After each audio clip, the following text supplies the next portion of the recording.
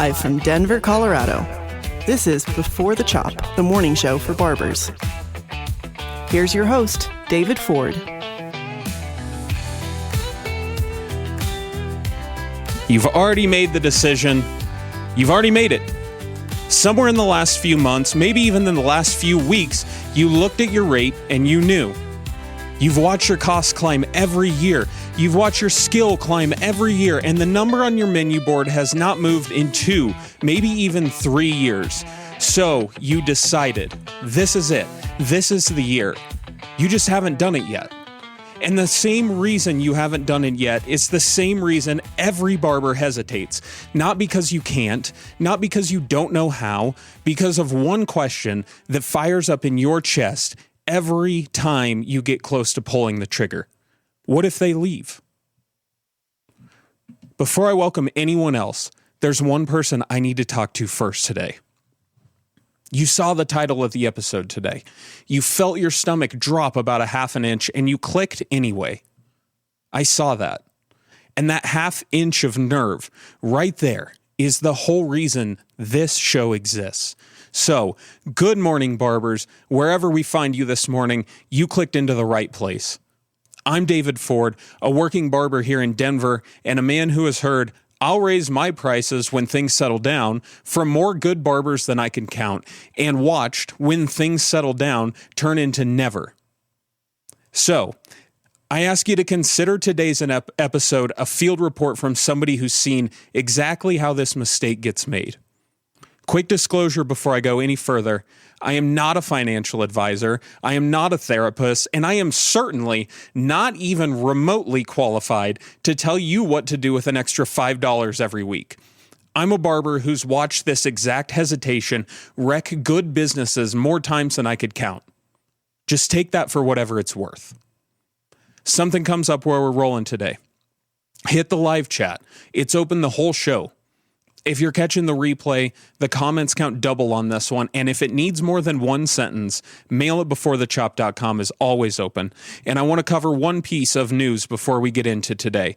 The show has now been nationally syndicated. That's right, we've been picked up, actually internationally, because we're now on Apple Podcasts and Spotify. So if your mornings are chaos and you'd rather listen while you sweep up in between clients, we're now in your podcast app. Search Before the Chop, hit follow, and we'll be waiting for you.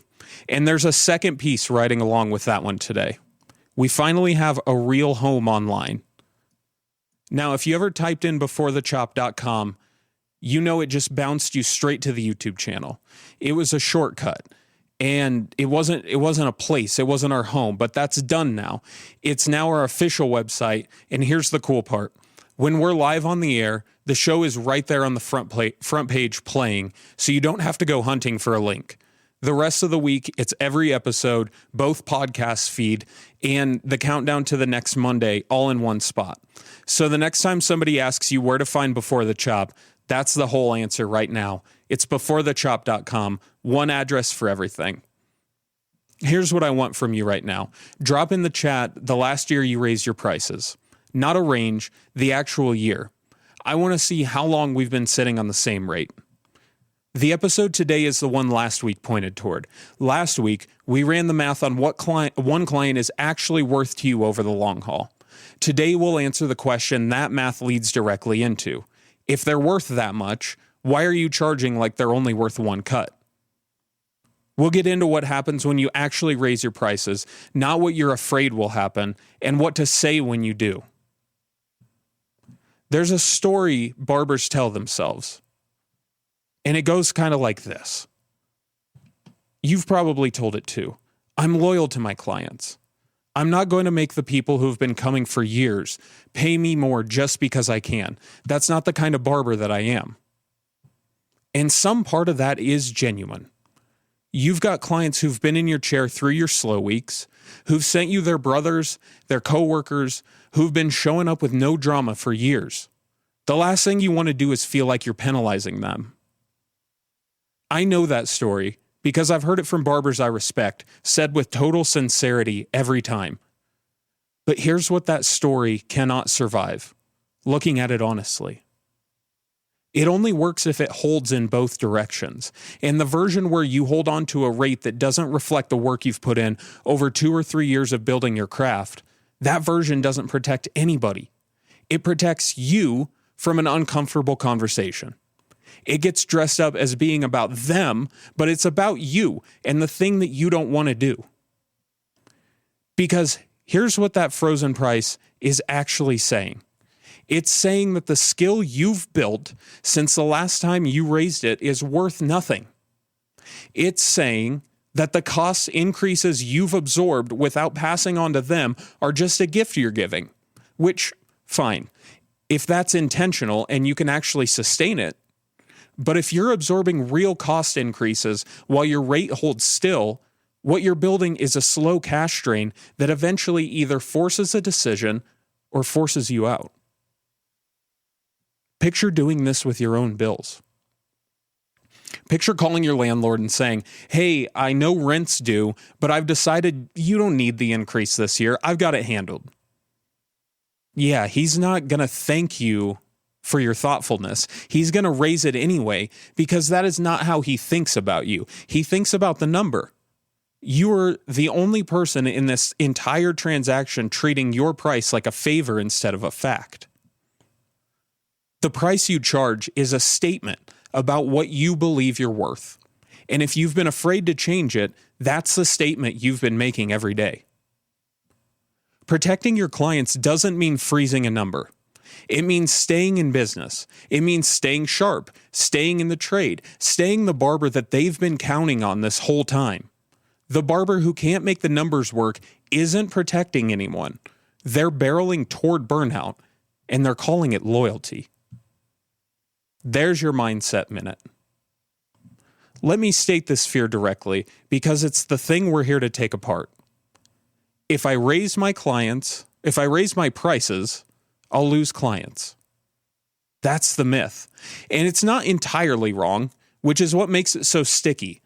You will lose some clients when you raise your prices. That part is true. It's undeniable. It's going to happen. What is not true is the part where losing them means the raise was a mistake. Here's what that fear is missing. It's not whether someone leaves, it's who leaves. I want to tell you about something that I've watched happen more times than I can count. A good barber sits on the same prices for 2, almost 3 years because they're afraid of exactly this conversation. Meanwhile, their costs go up, their supply bill goes up, the caliber of the work goes up, and the rate doesn't move because they keep telling themselves they'll do it when things settle down. Which is the same as saying never, by the way. And somewhere in the back of their head, they know it. I've sat in that hesitation myself, and I've watched it hold good barbers at a number they outgrew years ago. So I understand it, and I want to save you from staying in it as long as they did. Here's the actual math on what happens when you raise your prices. Your clients fall into 2 groups. This isn't a value judgment, it's just true. The first group is in your chair because of you, the relationship, the consistency, the way that you've earned what they want and how to give it to them. They've made a decision that you specifically are the person they want behind them. For that group, a price increase is a moment of mild adjustment. It doesn't change the decision. The price was never why they picked you, and it won't be why they leave.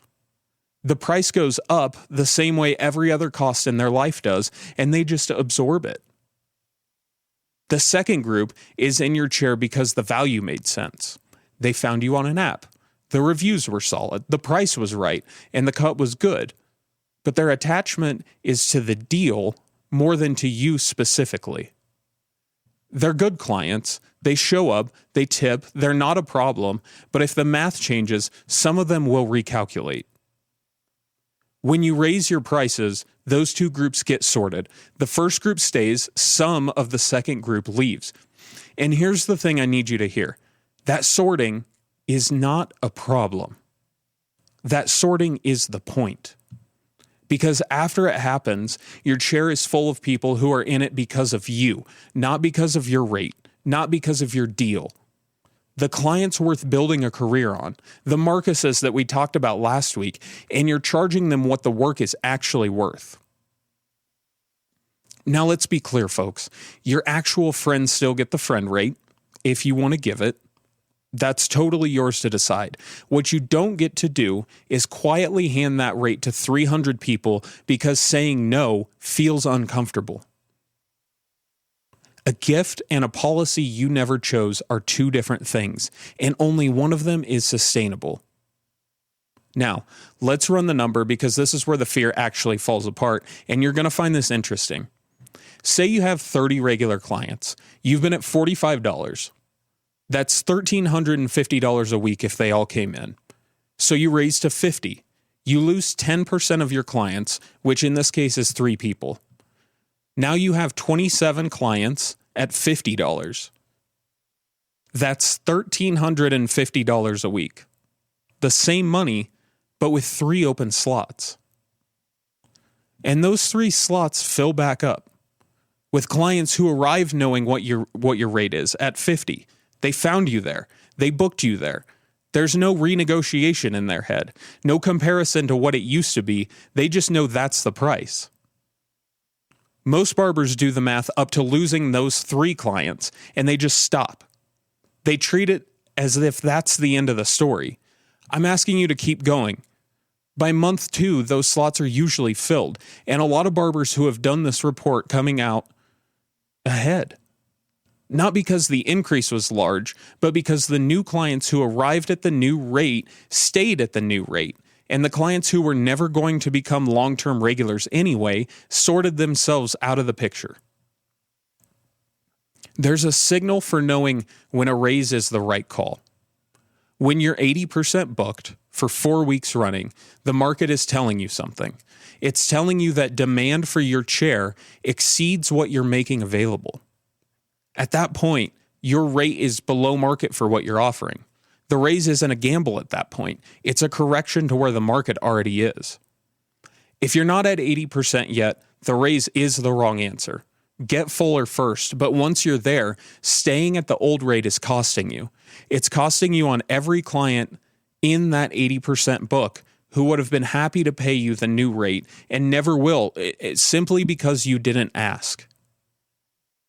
Here's what today actually looks like, because nobody talks about this part. A couple of people go quiet. Maybe they don't book right away. You start second guessing it by Thursday. That's normal. Expect the dip before you see it. And don't panic. Don't go out and message anybody back to the old number. And here's the part that always happens and it never gets talked about.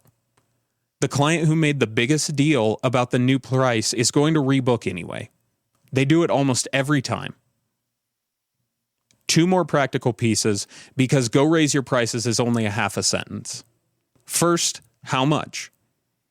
The move that works is the boring one. $5 on a $45 cut is about 11%. That's a real raise. It shows up at the end of your month. It keeps pace with what your costs have been doing, and it's small enough that nobody has to reorganize their life around it. Later in the show, I'll tell you about a barber who went from 35 to 125 in 6 months and about what that set off. You're not doing that.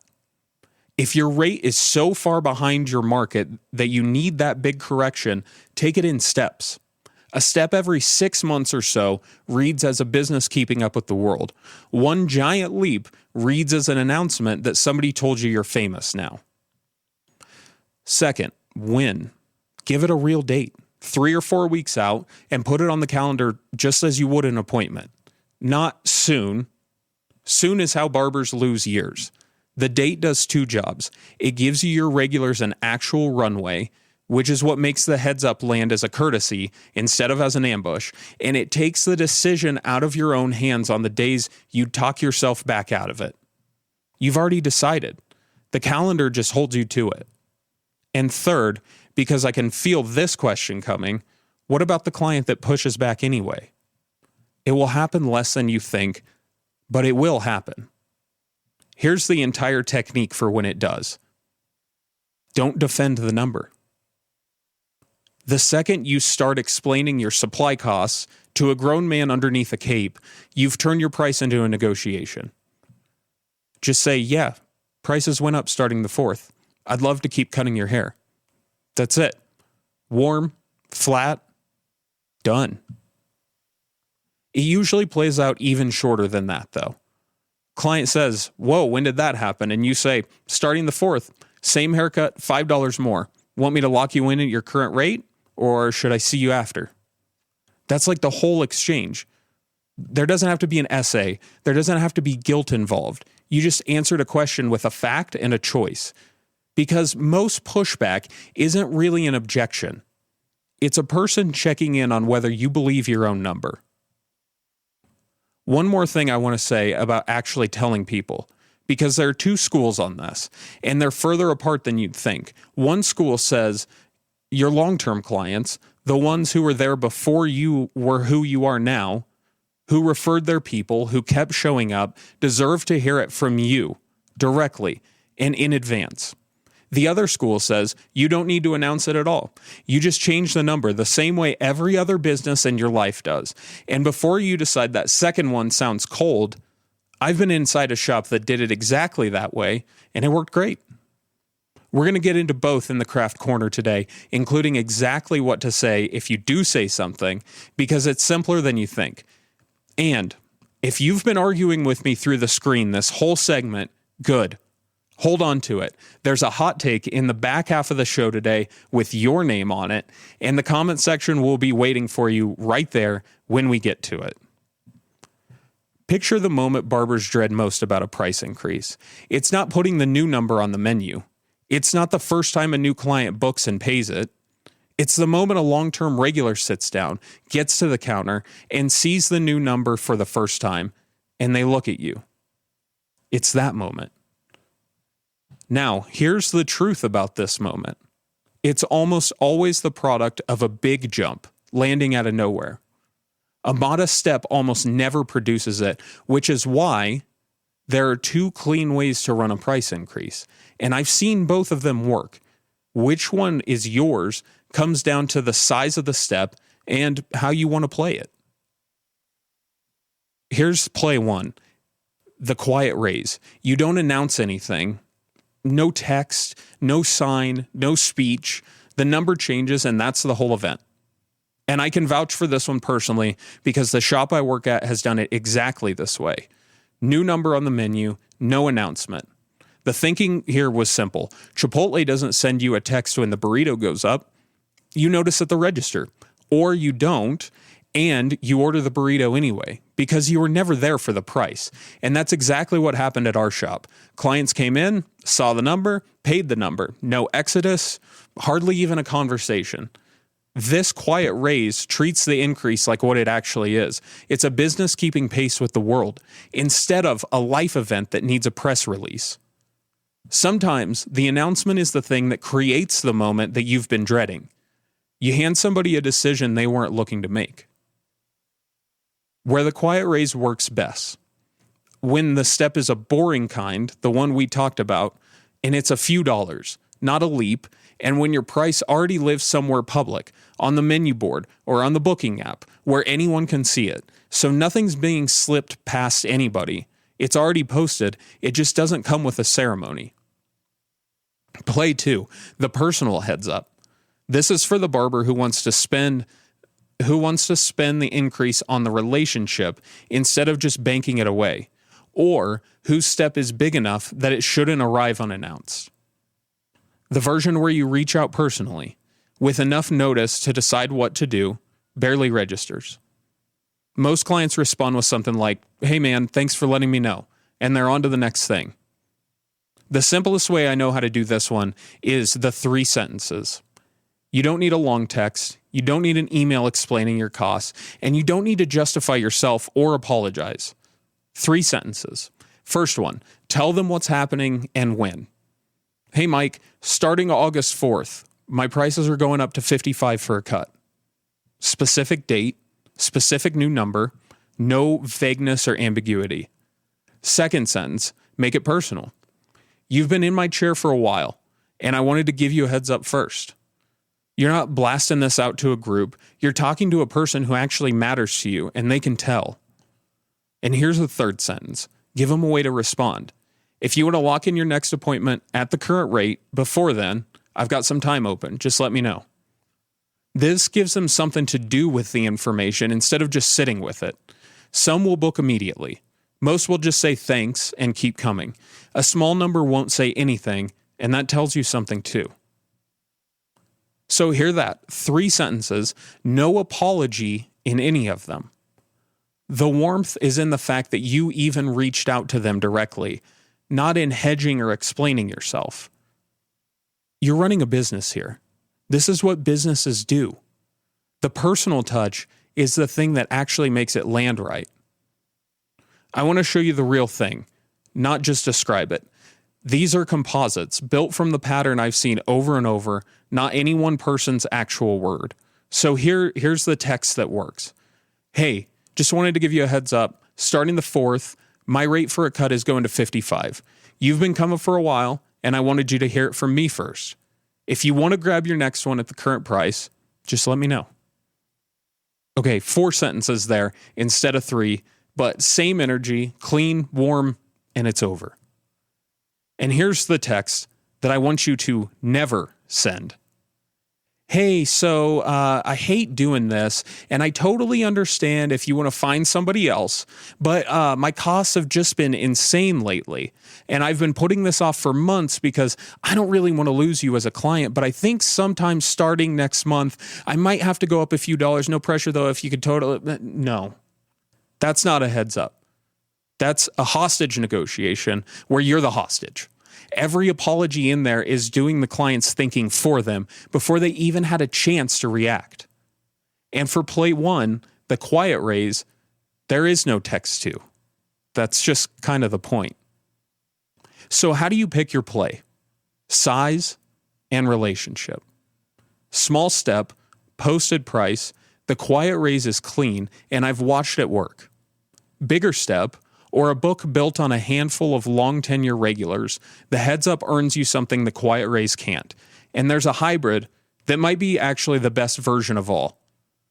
Raise quietly for the book at large and send the 3-sentence text to the 5, 6, or 10 clients who have been with you the longest. Everybody else absorbs it like the burrito. Your day ones get the courtesy. So here's your homework, folks. If the heads up is your play, pick one client who's been with you a while and send those 3 sentences this week. If the quiet raise is your play, it's even shorter.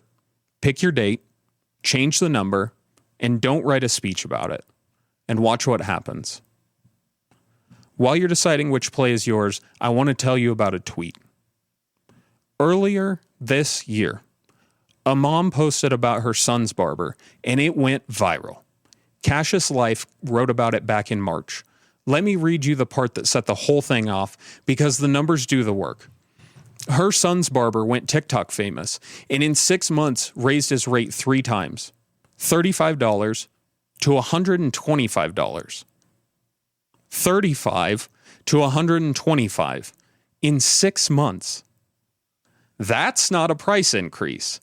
That's a different barber charging a different clientele out of the same chair, and it kicked off a whole conversation in this community about who gets priced out when a neighborhood shop goes premium.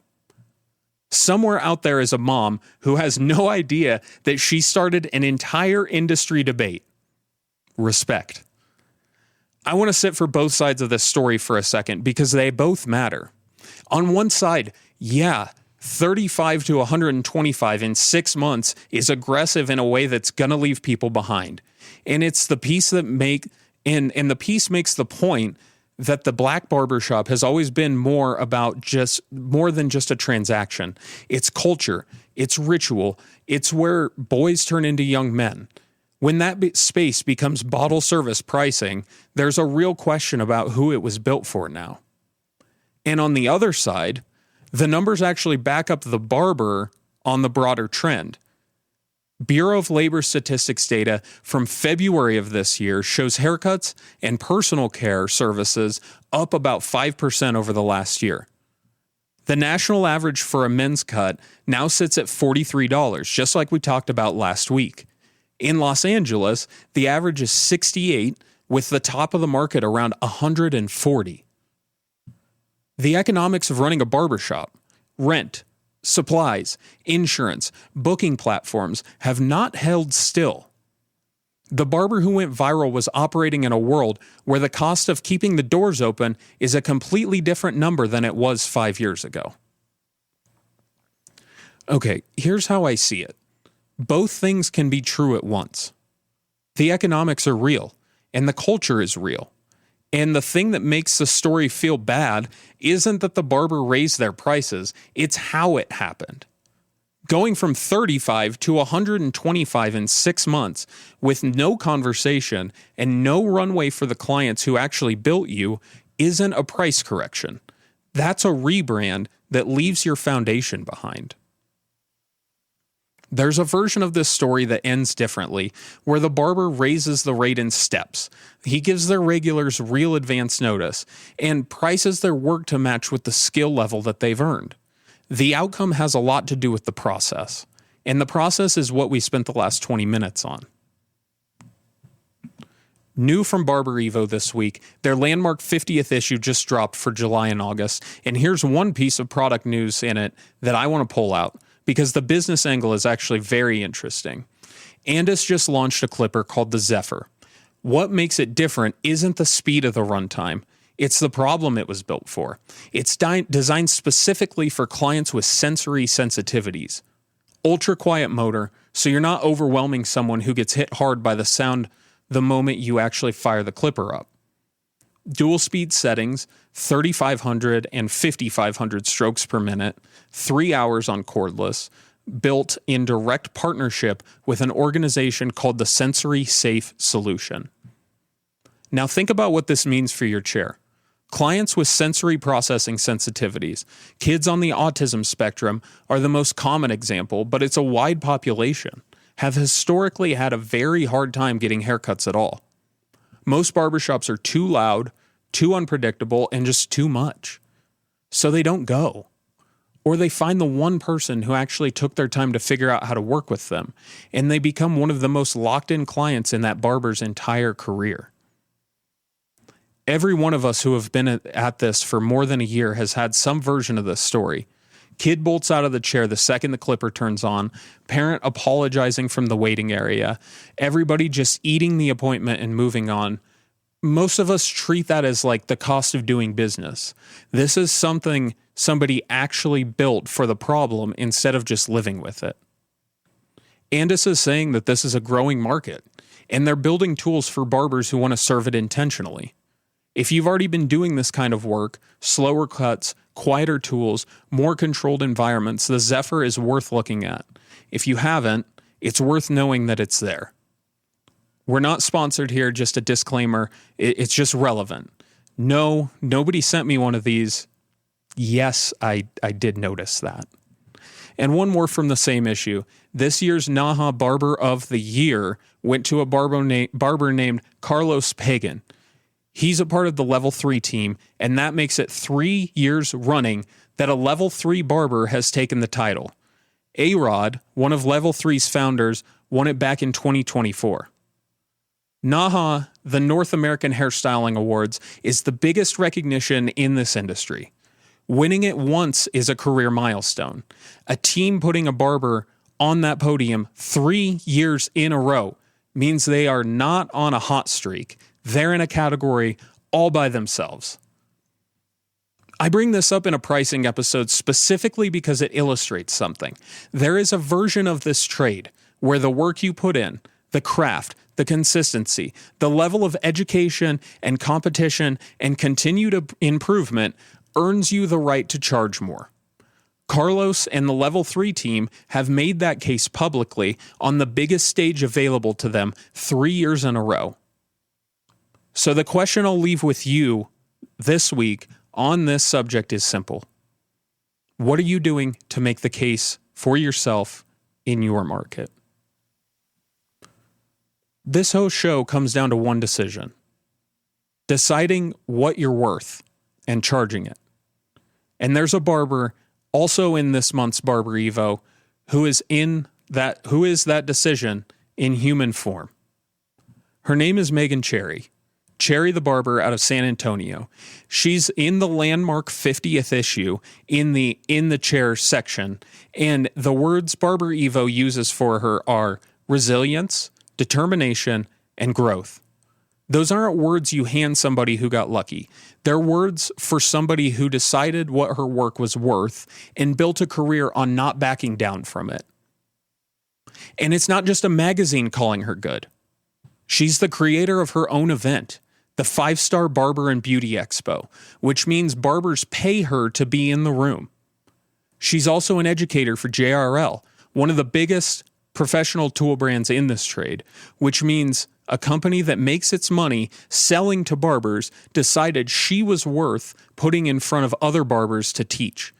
And she's investing in a marketing agency on purpose because she's not waiting to get discovered. She's building the case herself. Nobody hands you any of that. You get invited because somebody already believes in what you charge. And here's exactly why she belongs on a pricing episode.